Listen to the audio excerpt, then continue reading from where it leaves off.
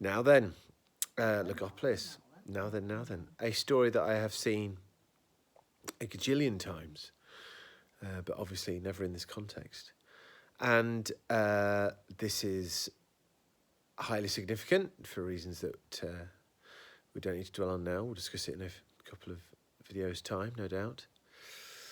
But it's clear that the jig's up.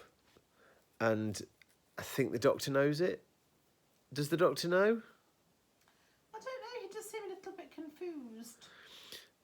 I find it weird how...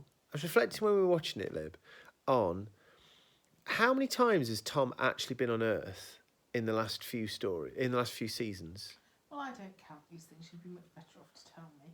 Well, if you compare it to like Pertwee was always on Earth. If you compare it to Tennant or... Yeah, but Pertwee was sort of banished to Earth, wasn't he? Yeah, but it's still true that he was on Earth. So, and even when he could get off Earth, he always ended up back on Earth. And then the fourth Doctor here describes it as his home from home. We see a policeman, much like the first episode of Doctor Who. The first human person we saw in Doctor Who was a policeman, way back when, in 1963. So we see a Bobby, and we see somebody going to start a job, exceptionally mundane things, a flat tyre, and here's this egomaniac, larger-than-life, crazy, charismatic character that we've come, to know and love for a long time now. And he's talking about not going back to Gallifrey, reminiscing as well. He has a little reminisce here. The cloister room, having to think about that. Fixing things. He's not a doctor to tinker, is he? He's never really tinkered with stuff or... No. As a person, I can imagine him being a tinker. No, but... A tinkerer. But, like, maintenance. He's not really a doing housework doctor, is he? No. And here he is wanting to fix things, the chameleon circuit. Maybe it's just that kind of thing when you get old and you know that your time's up. Yeah. But that I moment... I think there are things I haven't got round to doing and I need to get round to doing them. Meaning to do it for centuries was his term. And then he sees that white figure in the distance. And there's a moment there where he seems to just go, oh, gosh, rightio, fine. He knows he's dying.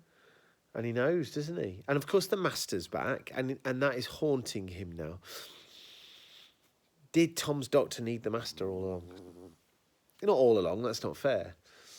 If Graham Williams' season had had the Master, would we have seen a different side to this Doctor?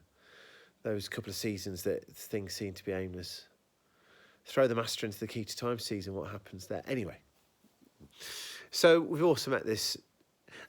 Aunt Vanessa is an absolute liability. She's a shambles. I'm quite glad that she's been shrunk. But she's a very big character. She's a very well drawn out character for 22 minutes of Doctor Who. I think that she lives long in the memory for saying that all she gets is one episode, clearly. And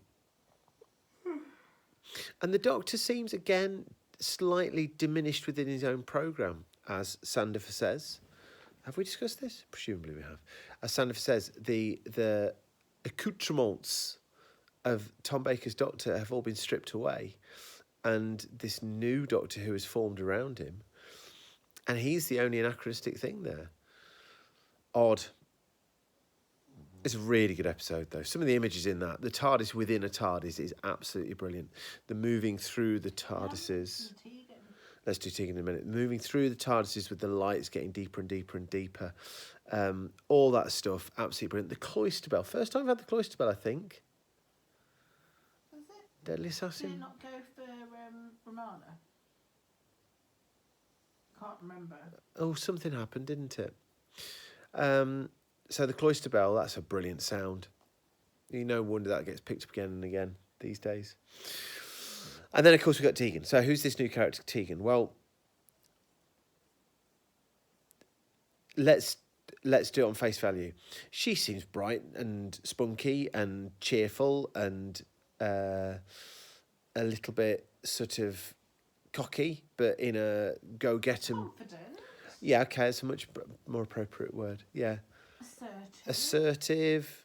Yeah, She's nice. I like her. I think she can stick around. Well, she's never going to stick around, it would appear. And that's all good. And then we get the looming master. Yeah. Oh, yes. Let's just. Yes, that'll do.